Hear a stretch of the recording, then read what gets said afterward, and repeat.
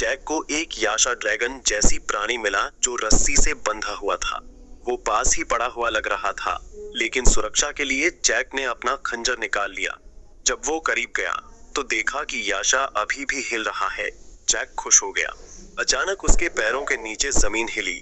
डर से जैक के पैर जवाब दे गए और वह जमीन पर गिर गया। असल में याशा सिर्फ रस्सी से बंधा था, वो अभी जिंदा था। जैक ने खंजर उठाया और उसे मारने की सोची।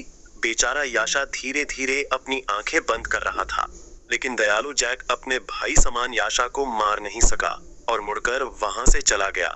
याशा जो बंधा हुआ था यहाँ भूख से मर जाता। तभी उसने खंजर से रस्सी काटनी शुरू की और अब याशा आजाद हो गया। डरे हुए जैक ने यह देखकर हैरानी से सांस रोक ली, फिर हंसा और वहां से चला गया।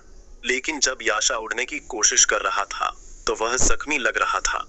जैक जंगल के बीच से गुजरा। उसे जमीन पर काले स्केल शल्क मिले। ये तो याशा के थे। असल में वो एक गुफा में फंसा हुआ था और बाहर नहीं निकल पा रहा था। कई बार कोशिश की लेकिन उड़ नहीं सका। जैक ने कलम से याशा की पूरी बनावट बनाई। पता चला कि उसकी बाईं पूंछ गायब थी। यही वजह थी कि वह ठीक से उड़ नहीं पा रहा था। भले ही वह उड़ने की कोशिश करता रहा, पर बार बार जमीन पर गिर जाता था। अचानक पानी में से मछलियां निकल आईं। जैक ने सोचा कि याशा भूखा है, तो उसने मछली पकड़कर उसे खिलाने की कोशिश की। वो हर जगह याशा को ढूंढता रहा, लेकिन याशा तो उसके पीछे चुपचाप छिपा हुआ था। जब वह सामने आया, जैक ने कहा, मैं खाना देने आया हूँ। लेकिन याशा फिर भी जिद्दी था। जैक ने अपनी ढाल फेंक दी और छोटा चाकू जमीन पर लात से हटा दिया। तब जाकर याशा को समझ आया कि जैक का कोई बुरा इरादा नहीं है।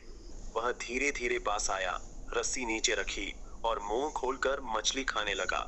लेकिन थोड़ी देर बाद उसने मछली वापस उगल दी और शांति से जैक को देखने लगा, जैसे कह रहा हो, तुम खा लो। जैक ने आह भरी और मछली खा ली, पर जैसे ही उसने काटा उसे स्वाद बुरा लगा। उसने दिखाया जैसे खा लिया हो, तो याशा ने इशारा किया, जल्दी निगल लो। जैक के पास कोई चारा नहीं था, उसने निगल लिया। याशा पहली बार मुस्कुराया, लेकिन उसकी मुस्कान इंसान जैसी नहीं थी। जैक उठा और उसके सिर को छूने की कोशिश की, तो याशा भाग गया। शायद वो अब भी इंसानों पर भरोसा नहीं करता था। वो एक जगह गया, आग की लपटें छोड़ी और वहीं जाकर लेट गया सोने के लिए। जैक फिर से पास आया और सिर छूने की कोशिश की, लेकिन इस बार याशा थोड़ा असहज हो गया। वो नहीं चाहता था कि जैक उसे परेशान करे, तो उसने अपने ही अंदाज में सोने का तरीका चुना।